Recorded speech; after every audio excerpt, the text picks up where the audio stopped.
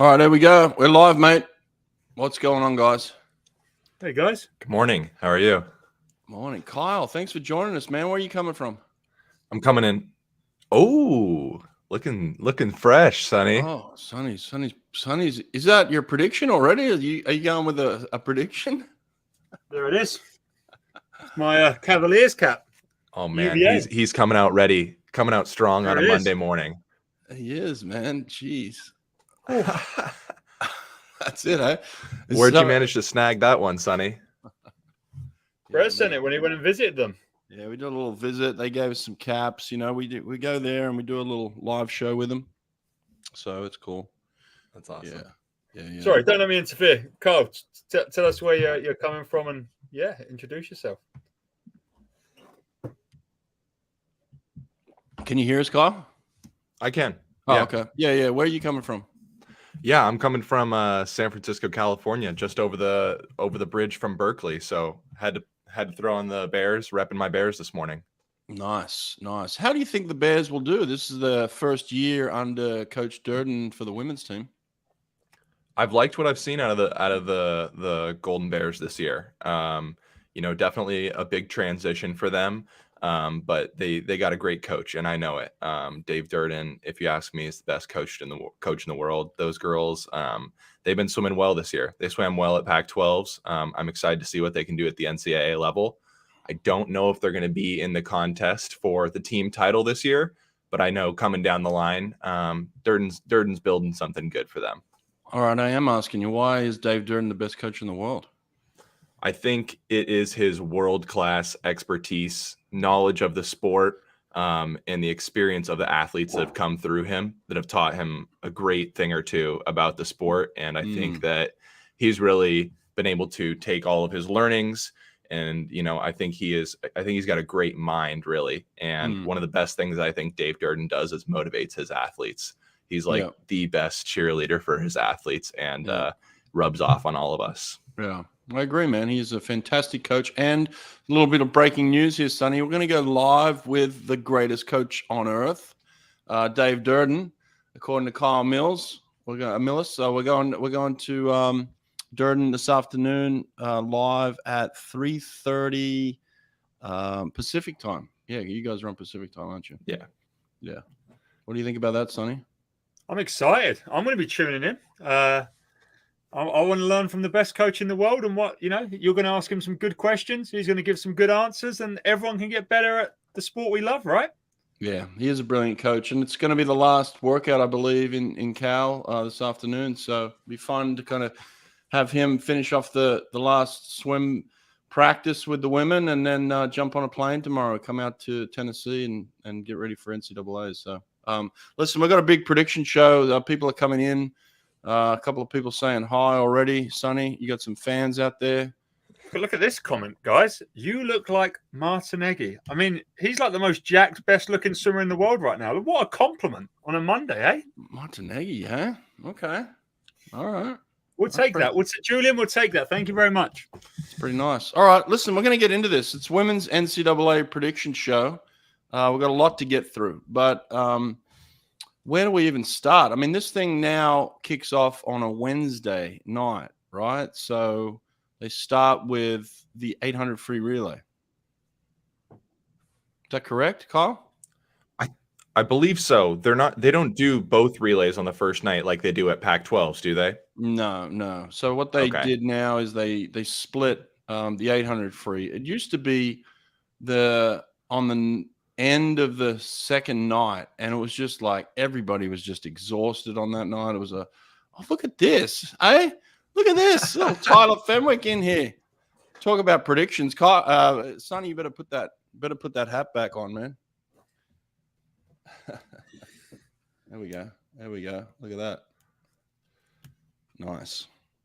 Yeah, so the 800 free is on the first night now because they want people to be fresh for that one. It's such a grueling event. So that's kind of where we're going to kick this thing off. Have you guys been doing some research on this whole event itself? Go on, Carl. Talk to us. Yeah, the 200 freestyle definitely doesn't look, I don't think, as powerful as the 800 freestyle relay. The 200 freestyle, the top list of 8 or so girls, I don't think many of the top athletes at the meet are racing that individual 200 freestyle. So should be interesting to see what some of these quote unquote sprinters will be able to throw down in the 200 distance from those girls from UVA and Stanford and Texas. I think those are really the 3 teams that are going to be vying for it here. Nice. Look at this. James is pretty happy. Look at this. Nice collab. It is a nice collab. It's beautiful. Listen, 800 free relay. Yeah, it's going to be an interesting one. I'm just going to go. It's hard to make predictions when you got Tyler Fenwick in the comments section. Now I'm gonna have to pick UVA for everything. But on this occasion, I think I'm going to give the first event of the meet to the Stanford women. I think Stanford are going to take this one. Yeah, I would be inclined to agree. Pretty dangerous.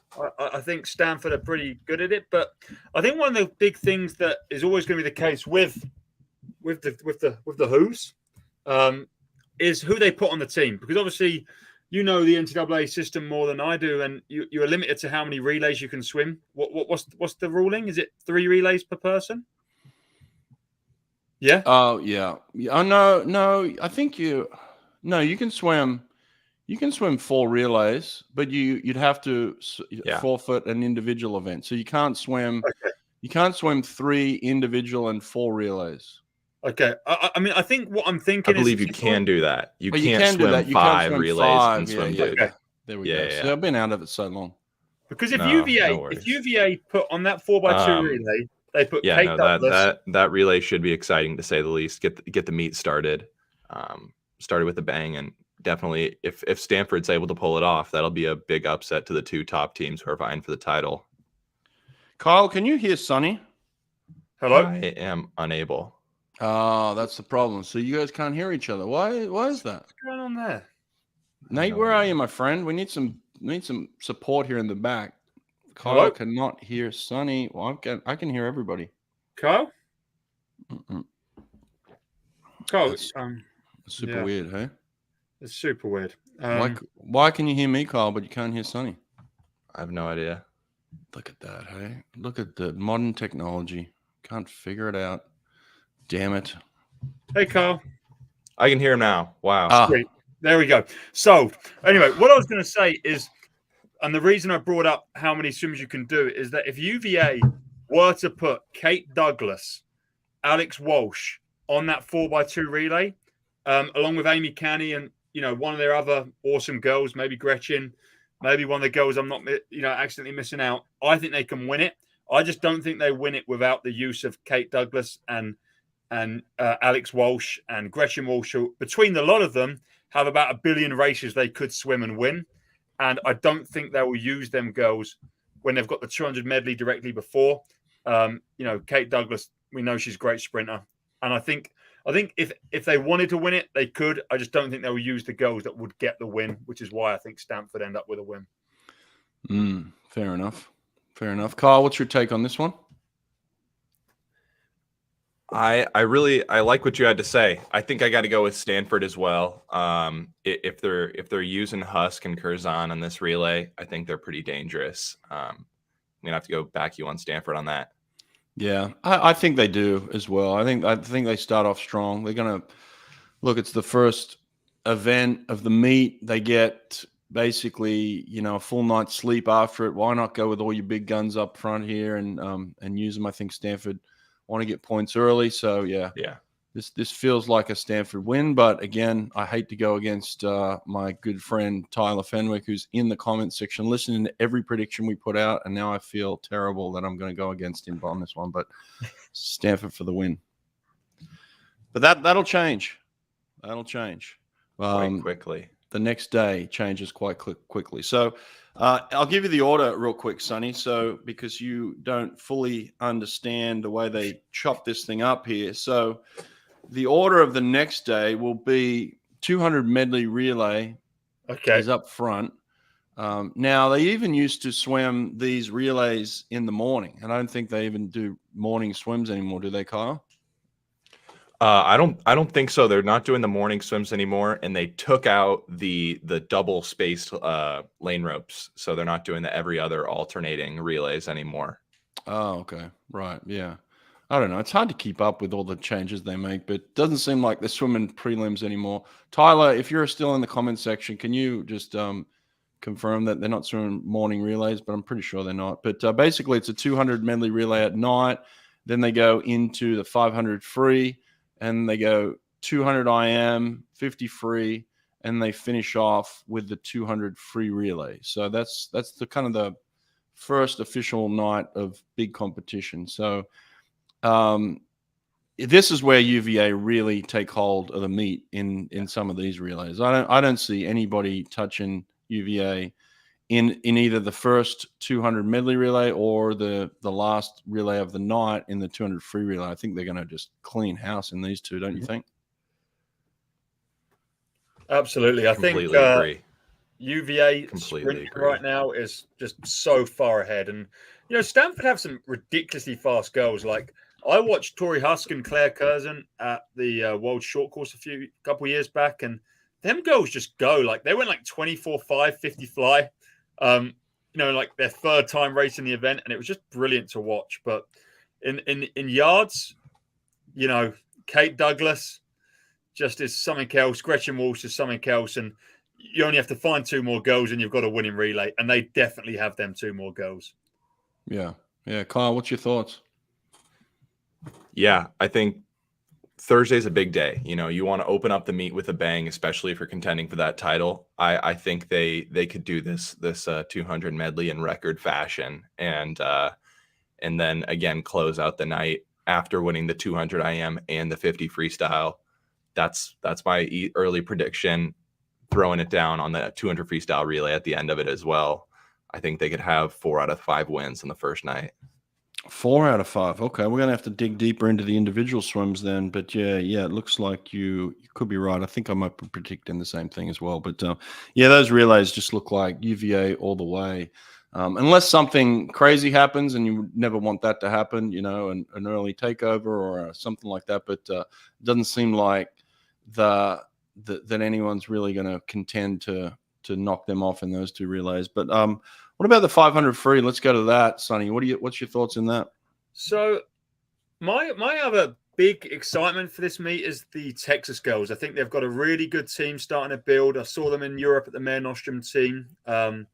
Mitch brought over a load of the Texas girls to race in Europe long course, and all them girls that were there at that meet have just been absolutely popping off. Erica Sullivan wasn't one of them girls, but she had a bit of a more conservative season last year. I think she was maybe dealing with some injuries and stuff like that, but she's back at her best by the looks of things. She's the fastest in NCAA right now, and I think she's going to have a really good race with the other girl that needs a little explaining and introducing is Emma Wyant, the Olympic medalist in the 4 AM. She's, I think, going to be 5th or 6th seed, but she's also clearly a capable athlete, and I think it's going to be Erica Sullivan and Emma Wyant going down to the wire in that 500. We just have a correction come in here. Tim, I appreciate this. I didn't realize they moved the medley relay to the first day as well. So I knew the 800 free relay was there. I guess what they thought in this occasion is it was just like, why have one event sitting there by itself? So they moved it over, which is what they do at the SECs as well. The same thing. So they go the 2 medley relay. I think there's probably an hour break between, and then they go the 800 free. So appreciate you jumping in there, Tim, and correcting that. It's hard to keep up with all the changes they make at these events, but that's the one. So 500 free. So what's your thoughts here, Kyle, on the 500? I think, like Sonny said, great call out on 5th seed Emma Wyant. She was the runner up last year. I think she's hungry to win, but I still have to go with what you guys were echoing earlier. I think Texas is really going to own the distance events. I think Erica Sullivan gets it done here. She's seated with a 4:35 right now. I think the winner's got to go under 4:35, so should be a good one. Yeah, I was, not real sure how she would do, going from, high school swimming where she had incredible success out in Vegas to college, and then the work that she was doing out at Sandpipers and then coming into Texas, you just never know how it's going to transfer over. But it seems like she's figuring it out now, and seems like she's starting to click. And so I think Erica Sullivan is certainly the class of the field in this occasion. I think she's going to get the win for Texas too, and I think that gives Texas a little bit of momentum as well. They're certainly one of the favorites to contend for the team title as well. I think UVA is certainly going for that three-peat, which everybody kind of expect, but Texas will at least give them a run. I think it's going to take swims like this one from Erica Sullivan in the 500 to get them some momentum as well. Yeah. So the next one is the 200 IM, and this is where it becomes kind of a race between a couple of teammates, right? Yeah. I mean, I was going to ask you, Brett, you've been in charge of picking teams at this sort of competition, and how much say does Kate Douglas have in, like, she could basically win potentially the 53 and the 200 IM. They're back to back. You can't swim both of them. And, is this a discussion between the coaches and the whole group of swimmers, or is this just the coaches saying, Kate, you're swimming the 200 IM, not the 50 freestyle? Like, how does that go down? Or is it, how would you have dealt with that? Yeah, this one I never had the luxury of having someone as versatile and as crazy fast as some of these girls on the UVA side, where they can swim just multiple events and realistically win multiple events. But it looks like, you've got Kate Douglas and Alex Walsh, and then you've got Gretchen in the 50. So it's like you've got all your bases covered. You know what I mean? So it's just a matter of like, what's best for your team, what's best for your women's psychology, like where do you put girls, right? Like, and then it comes down to the individual psychology, what's best for them, and that's going to get the best out of them for the rest of the meet as well. So there's so many factors that you've got to take into consideration. I think a lot of people just look at it as who's going to get the win, right? They don't realize the background of like the locker room, making sure that everybody's happy in the locker room, making sure that you're getting the best out of the individual. Sometimes you'll spend hours back at the hotel just sitting there having a coffee, talking to some of these individuals because they're just dealing with so much emotion. It's just, there's a lot going on in a meet like this, and there's a lot of pressure, a lot of expectation. This is their own individual careers as well, so you're trying to set them up to look back on their career and say, look what you've done. So it's like you've got this balance between team and self and identity and things like that. So I think sometimes when we're making these predictions, we tend to look at it kind of black and white, and there's a lot more that goes into it than just that, Mm-hmm. There's a lot of planning that goes into this, for sure. I know the coach up at UVA has got to be scratching his head. He's got 3 girls in the top 8. There's a lot of ways you can play this, really. Like Sonny said, whether you put Kate Douglas somewhere else, I think they made a great decision putting her here. You'll have her on the 200 freestyle relay at the end of the night. She'll test out her speed then. I'm excited for the UVA women in this event. It'd be interesting to see how far Margaret Nelson can come up and see if they can really get some massive big points, top 5 points there for her. We'll see if that'll happen, because that would be a massive swing for the UVA women. Yeah. A lot of factors here. So, but it's interesting. But I guess they're putting their faith in Gretchen in the 50. She's up against Maggie McNeil in this one. I think Maggie's swimming hot right now, as we all know. Has had a fantastic season at LSU, and seems like the LSU women have a little bit of momentum too. We talk about locker room. It sounds like they're coming together and doing some good things. But Maggie is certainly a threat in any event that she swims in. She has a knack of getting her hand on the wall when she needs to in big events. So I don't think it's a runaway between, for Gretchen in terms of just, taking this one. This will be hotly contested, I think, this 53. What do you think, Sonny? Well, Brett, my thoughts on the 53. It's just a crapshoot. Anyone in the race can win, and it's just a roll of the dice, right? It's just a roll of the dice. Dare you? You get slapped for that. For anyone watching, of course, I do not believe that. But I think, Gretchen Walsh is the fastest in history in this event, and she done that at the conference meet. very recently, 20.7, brilliant swim. And, I love the way she swims, and her technique on freestyle and her underwater ability are just absolutely phenomenal. But one thing Maggie McNeil is, outside of being great at swimming, I don't like her freestyle anywhere near as much as Gretchen's. Her underwater is potentially better, but she's a winner. She's an Olympic champion. She's a world champion. She's an NCAA champion. And when someone is that much of a winner, it's really hard to look past them. And when we're talking about 100ths, you sometimes have to look at the headstrong champion in the race. And, I'm not saying Gretchen's not a winner, but she's someone who has just missed out on teams by 100ths in the 50 freestyle. She's just missed out of podiums. She's just missed out of things. And I don't know. I think Gretchen should win, but I think Maggie very much could win. And I think that's a really cop-out answer as well. So, Kyle, what's your thoughts? I echo what Sonny said. I think it is definitely Gretchen's time to shine. I think she wins it here.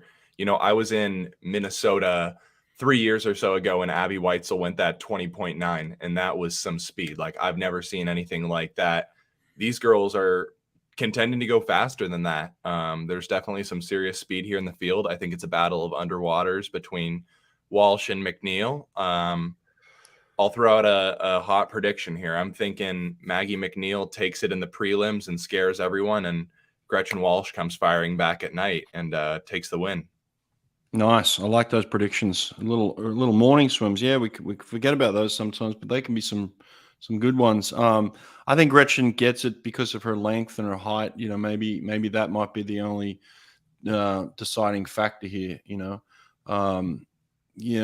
Cool Dumpy says, I think Douglas is going to come in and take that record by leading off the relay. Here's where the psychology comes into it, right? And this is a factor, and this is where I don't envy the UVA coaches, because they got such a deep field of women, and they could all do some crazy things like this, right? But it comes down to what's the best for the psychology of the team.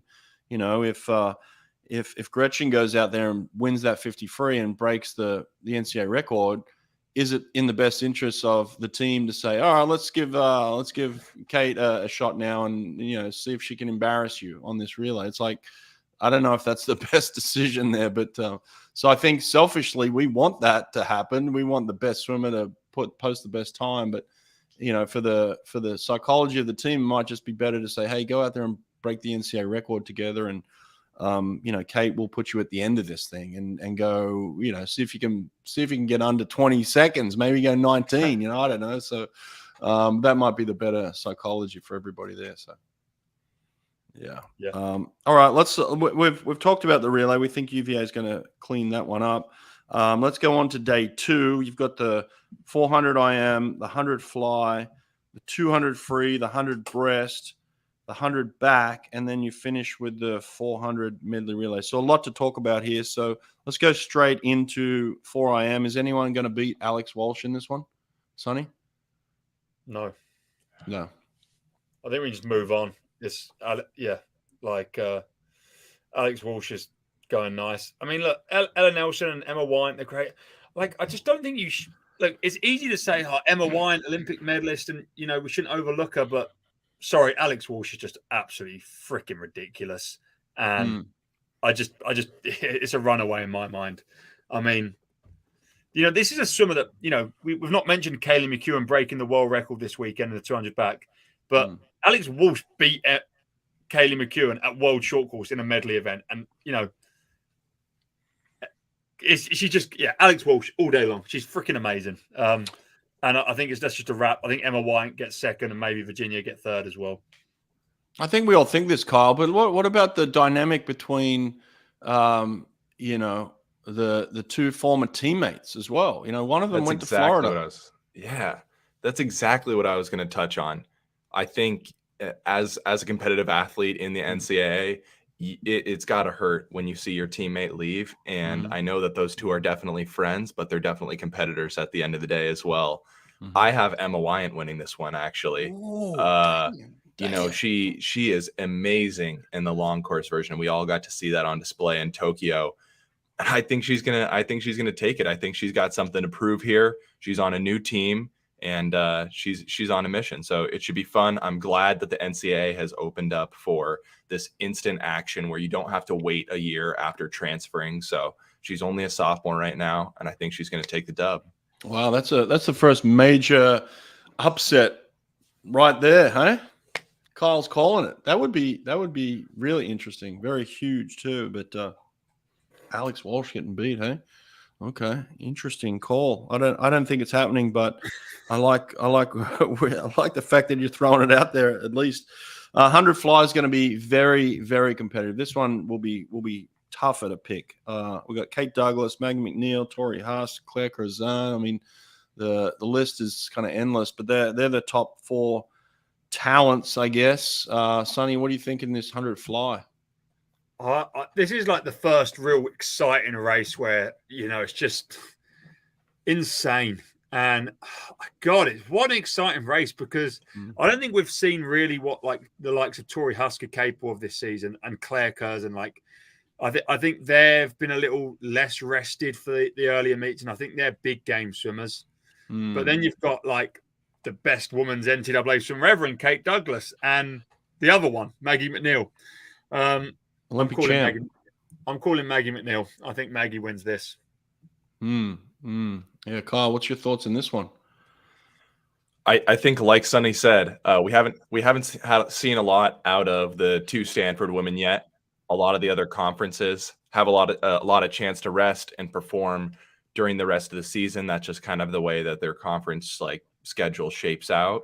I think that they both could pop off and have some big swims, but I think everyone is chasing the wake of Kate Douglas in this. I also see 6 girls dipping under 50 seconds here. It's going to be a fast one. 48.5 for the win, Kate Douglas. That's an interesting point. What? Hey? Right. I was just saying 48.5. That's a massive call. Yeah, that's massive, 48.5. But look, I agree with you. I think it is going to be a fast meet. I think there's been a lot of fast swimming, a lot of preparation, maybe even too much. We're seeing some world records across the pond over in Australia, and they're focused solely on long course swimming right now. Been a lot of focus on short course swimming. I think ultimately that may come back to bite the Americans later down the road. But I think in terms of this meet, it's going to be super fast. This is a tough one. I think ultimately it comes down to who's got the best underwaters, really, and then who's the ultimate racer. I think Maggie McNeil has to take this one. I would think Tori and Claire both have speed. I think they got time to drop, but until somebody can clearly show me that they can beat Maggie McNeil in 100 fly, I just don't believe it. I think Maggie's going to get the win on this one. What do we got here? These are the site sheets, right? So we can actually have a little look. Oh, okay. So women's 200 free is next? Yep. Is that right? Yeah, 200 free. So, there we go. There's the official site list. We've got Tennessee, first seed. Brooklyn. Do we know about Brooklyn? We haven't talked about Tennessee. It's at Tennessee. Is that a bonus? Yeah. Is it a bonus swimming at your home pool? Yeah, I don't know, Kyle. Have you ever had a meet that's been at home where you felt like you had an advantage? Oh, of course. I'm from up in Seattle, so every time we had Pac-12s, we held it up there in the Federal Way, Weyerhaeuser King County Aquatic Center. That meet, regardless of whether I was swimming on Cal or my club team, just felt different because it was at my home pool. There's definitely a home pool advantage. I will say I don't think anyone is touching Missy Franklin's record in this race. That is seems to be a big stretch from where these girls are right now, but there is a lot of speed here. I think there's 2 storylines here.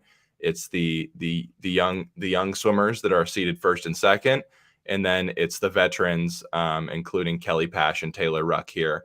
See if they can make anything happen. But I think Amy Canny's going to get it done. Yeah.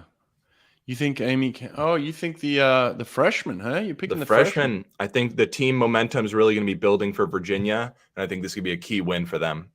Wow. Sonny, you got thoughts on this one? Honestly, I would love to agree with Carl, and I'd love to see Amy win. Amy's someone I've worked with. She's South African. She's I'm in Plymouth right now. She swam 2 years at Plymouth, Leander. So, I know her. She's great, but she's not one of them girls in the past that is a big game drop swimmer.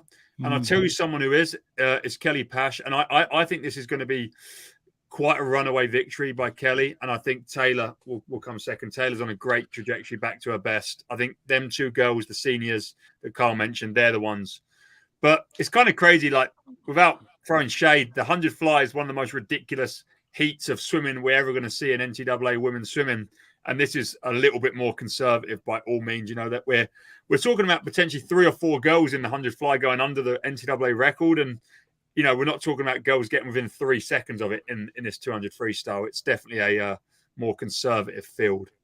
Well, I mean, Taylor Ruck is certainly the talent of the field, right? When you talk about just pure talent, someone that can get it done. I mean, she's a winner, and that time to me seems pretty soft for her. I think she's got a big drop in her. I'm picking Taylor Ruck for the win here. Look, I think both Stanford and Texas need a win, you know, for the team title race as well. So certainly Kelly will be contending. I think it does come down to those two, but I put my money on Taylor Ruck on this one. I think she's just the class of the field. I think it stands out when it comes to this race. So. Yes, and then then we got the 100 breast. The 100 breast is an interesting race, isn't it? Yeah, arguably the race of the meet. Why do you say that? I think that this is where a lot of the storylines come along of the 2 Texas girls chasing the Southern Californian and kind of whoever else can get in the mix and see what happens. I mean, we got 4 girls seeded to go 57 or faster right now. It should be speedy. Oh, there we go. Jacoby, Lydia, the fast to freeze. Nice. Too fast to freeze. Alaska's winning this one. Alaska's going to take this one. Why do you say it? She's freaking the Olympic champ. She's awesome. She's PBing every time she races. I'm pretty sure she PB'd in like every meet this year. And every time she PBs, it's like an age group record and all sorts. She's great. She's winning this. She is fantastic. You know, I was actually pleasantly surprised when I met Lydia Jacoby in terms of the way she is built physically. She's got really long legs that I never really appreciated until I saw her, you know, standing next to me, and her legs were like up to here on me. I was like, well, no wonder she's Olympic champ. I mean, she's got an incredible build for breaststroke, right? Like, just very strong, powerful legs. I think she's starting to figure out the short course. It's taken her a little bit of time to kind of really get it down. She's not known for her top end speed, you know, so it's that hurts when you swim in such a short event like this. But she's starting to figure it out, and I think she's I think she's the class of the field, being the Olympic champ. I think she's part of a great team that's got a lot of momentum and energy. I mean, that's not to take away anything from her teammate Anna, but I think Lydia takes the win in this one as well. I think she makes a big drop. I don't think it's going to be an NCAA record by any means, but she gets into that 56 mark and she gets the win, I think. Yeah, I mean, the other thing as well, I think her teammates got to take the better of her here. I think after going out first in prelims last year, I think Anna's going to want to come home and close it out. Yeah, for sure. Kyle, can you hear Sonny again or not? No, hello, I can't. Oh, Sonny's can you hear me again now? Yeah, wait. I have to just leave and come back. I mean, what I was going to say, and I really think this benefits swimmers when they're coming back strong. It builds momentum and you can win races. It's why Maggie McNeil's going to win the 100 fly. She's a great second half swimmer, and it's the same as Lydia here. Look at Lydia's back end in the Olympics. Look at Lydia's back end at their Big 3 meet that they have the other day in Texas, where there's like 2 other teams. But that's what she does. Anna will go out the fastest. Anna goes out in like 26.0 to the touch. She's unbelievably fast. But Lydia comes back strong, and that's the momentum. But Texas go 1-2 here, which is really cool. And do UVA have anyone? Where's UVA?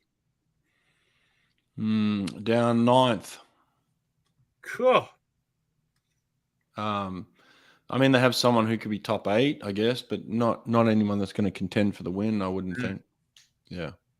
but they don't need to win every event, Sonny. Mm. They're cleaning house in all the others. Gotta leave some for the other teams.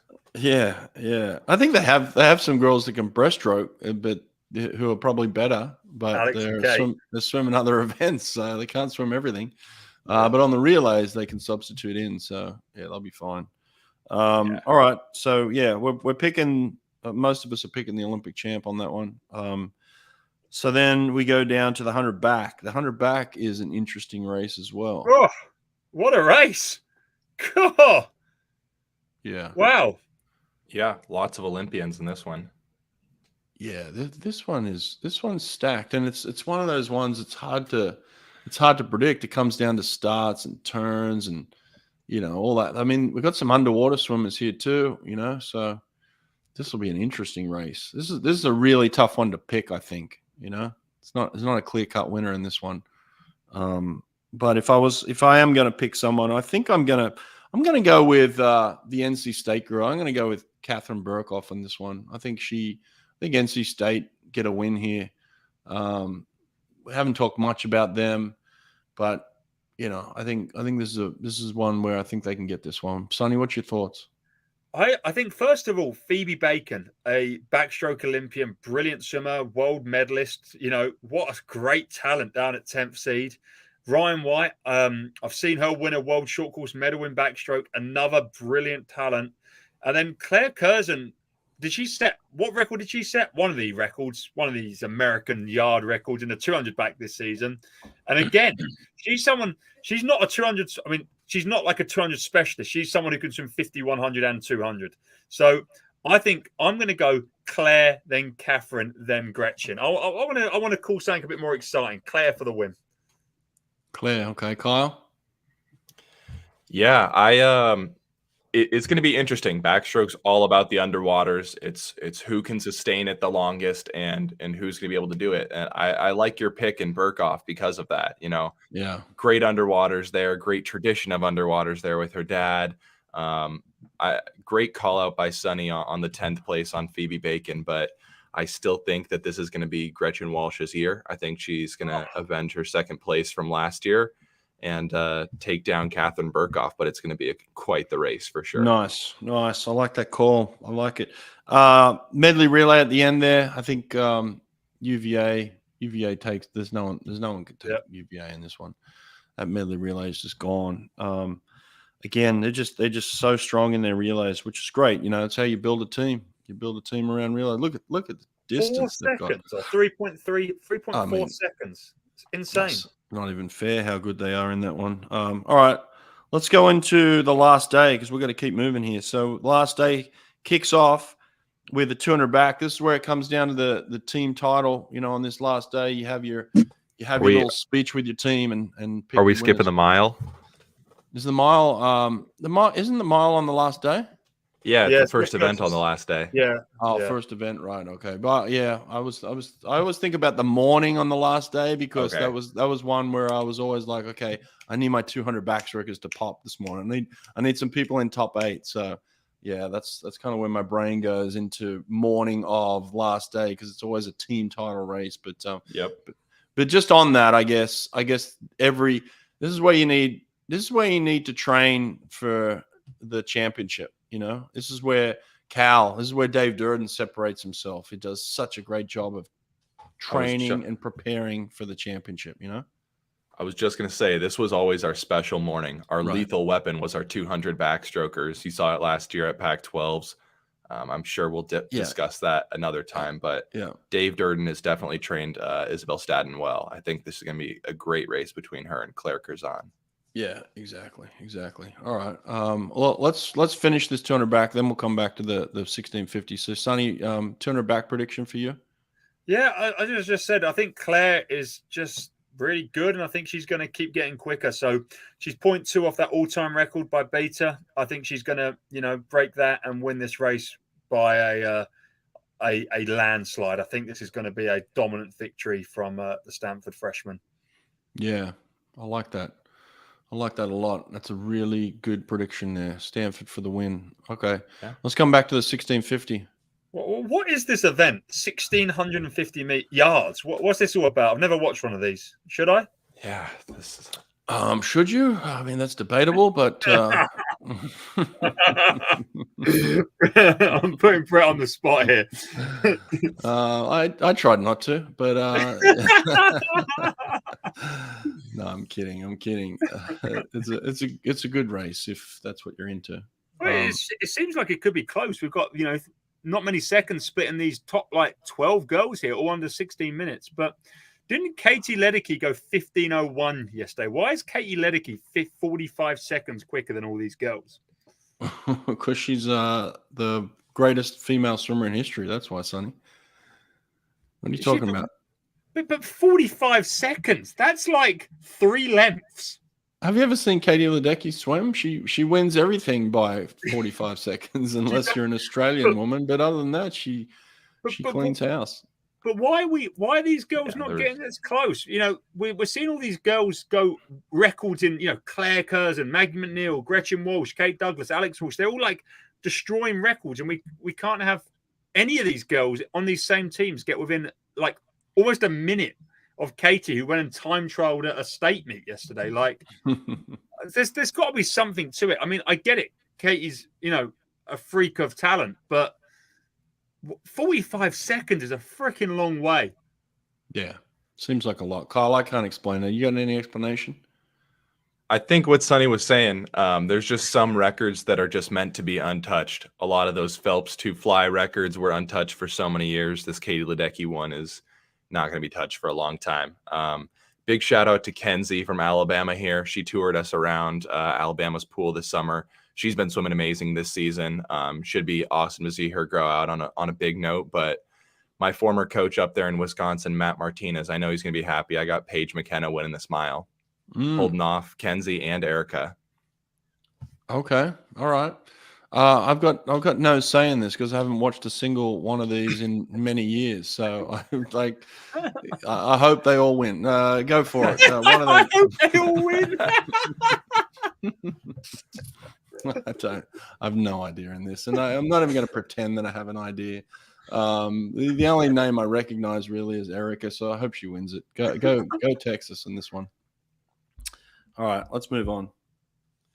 This is an event, isn't it? Oh, God, look at that. It's another big one. What a world we live in when someone like Taylor Ruck is 8th seed. Taylor Ruck's been 52 long course. We've not, just quickly look at the names. Gabby Albiero, the Louisville swimmer, another great talent this year that's maybe being overlooked because of just how good, the likes of Gretchen and Maggie are. But Gabby's been dropping big PBs, 21 low in the 50, 46 in the 100, and she's an incredible talent, and she's going to be in that final, but I don't think she's going to be featuring quite as much as. I mean, look, we've barely mentioned Tori Husk as well, another world medalist, Olympic. Is she Olympic medalist? Maybe. Yeah, Olympic medalist. Yeah. Come on, is she going to do any damage in any of these races? She'll do damage, yeah. It's just we're picking winners. That's the problem here. Is she good enough to win the race? At this stage, the answer is no, because she's got some girls that are better than her. So I don't know, Kyle. What's your thoughts on the 100 free here? It's gonna take 45 to win. There's no doubt about it. I think 45 to win. It's going to be a battle of underwaters again, just like the 50 freestyle. My gosh, did you see Maggie McNeil's underwaters at SCC's on that last wall? If she can replicate that, I think she takes the win. But if there's any slip up, I know that Gretchen Walsh is going to jump on that. So one of those two. I'm actually going to put my money on the underdog here. I'm going to go with Gretchen Walsh.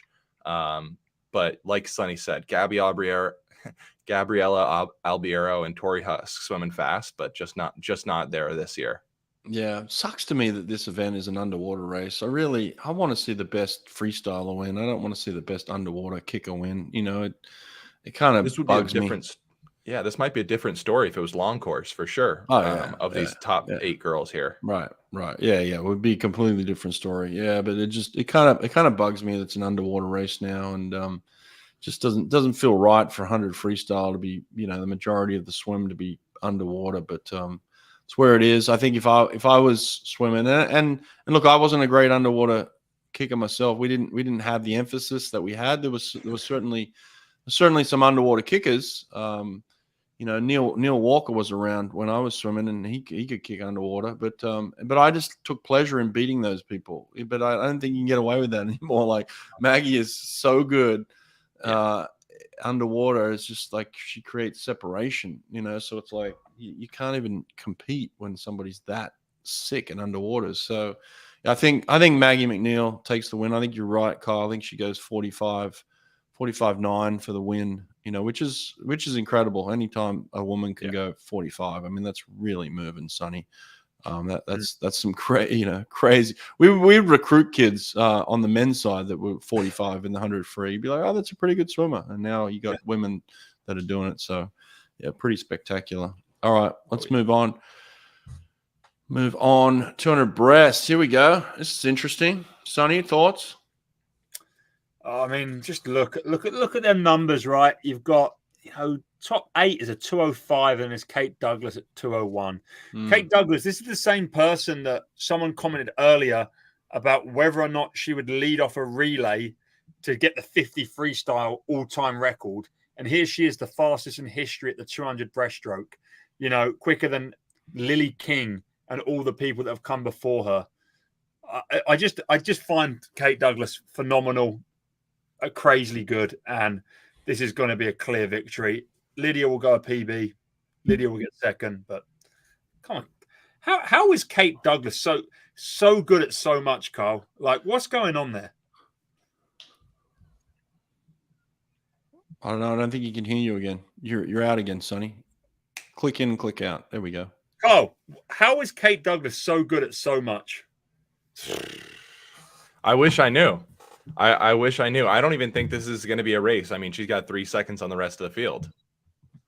Yeah, it's ridiculous. I can't even compare her to anyone. Like, it's just like the 50 free speed that she has, and then this 200 breast. Like, it makes no sense at all to me. Like, I can't fathom it. And I haven't spent enough time around her in training and practice to really watch her go in practice and just to see the talent. I've seen her walk around the pool deck, and I'm like, wow, that's a specimen, because she's physically gifted. Like, when you look at it, like, that woman is built to swim fast.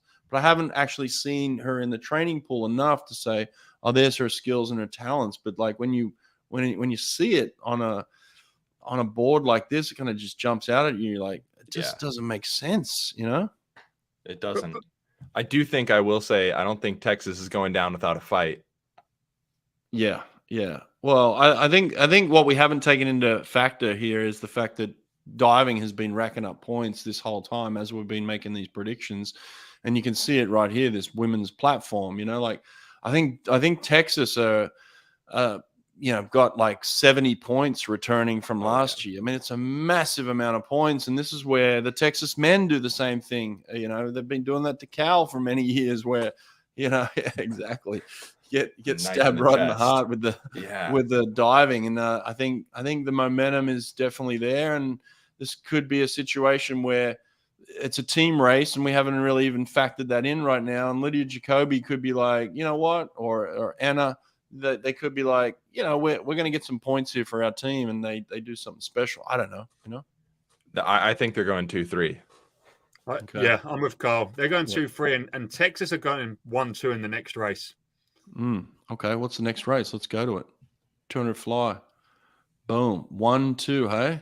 Maybe 1-2-3. No, sorry. Texas are going 1-2-3 in this last race. 100. And do they pull ahead in the team title at this point in time? Is that what you're saying? I don't know. I don't really understand NCAAs like you guys do, and I don't know how much of a difference the diving, and even if Texas have divers. I mean, I'm guessing they do from Carl's reaction there. But just to put some perspective into this, Dakota Lufa, the 3rd seed, is the world short course champion right now in the 200 butterfly. 2:03.3 short course meters. Beat Hallie Flickinger. Beat the rest of the world. So the 3rd seed in yards is the 200 fly world champion. Do you know who also went 2:03 this season? Kelly Pasha, a World Cup when she won. Right?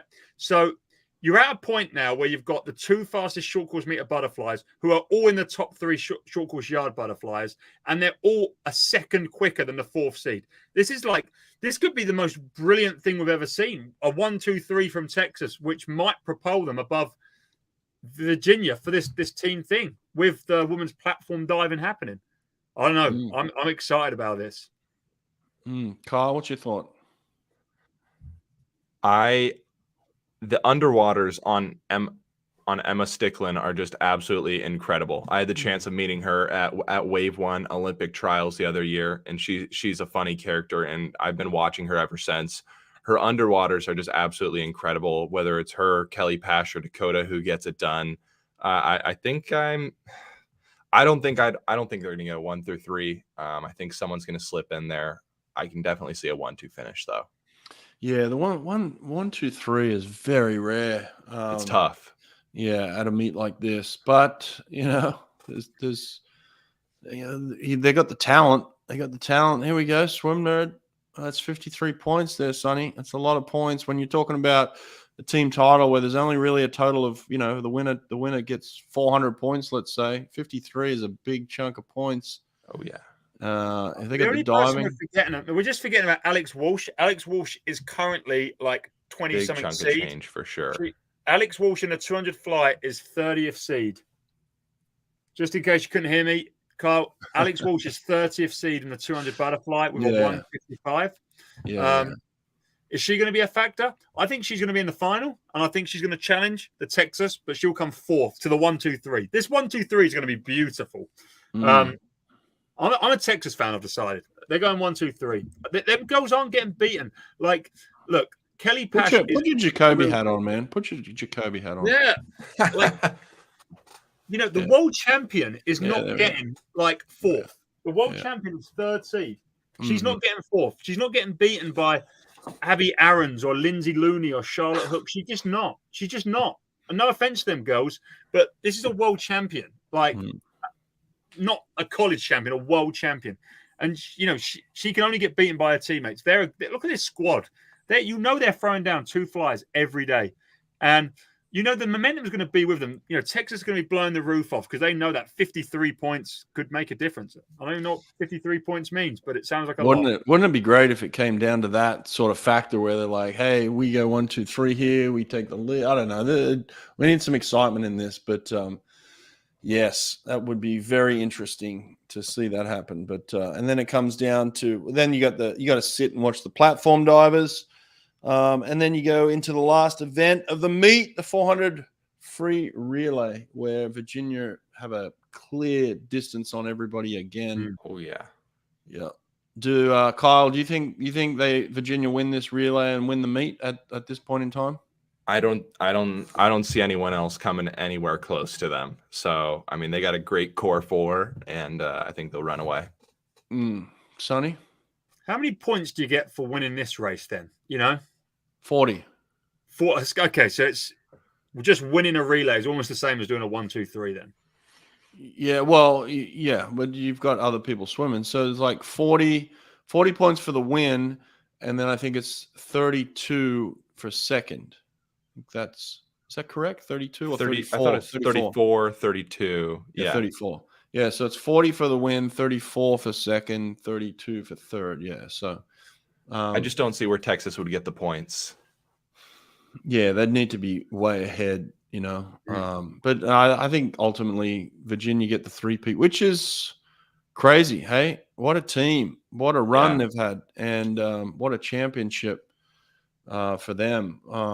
Todd DeSorbo, Tyler Fenwick, and the team at UVA. I really do think they get it again. And, I said I was going to go against UVA in some of my predictions. I'm not going to go against them in the team title race here. I think they win this thing. I think they win the last race. And I think they take a dip in the pool together again at the end. It's a great feeling. Yeah. Sonny, what's your thoughts? Yeah, I don't know enough about the points, to be completely honest. And UVA just seemed like, the amount of events we've predicted them to win and come second in is just absurd. And, if it's 40 points for a relay win, they've just got the most ridiculous relays. Like we saw that's an NCAA record they got a couple of weeks ago. And they're going to be faster. So it's just going to be destruction on the relays, destruction on a lot of the individuals, and they have depth as well.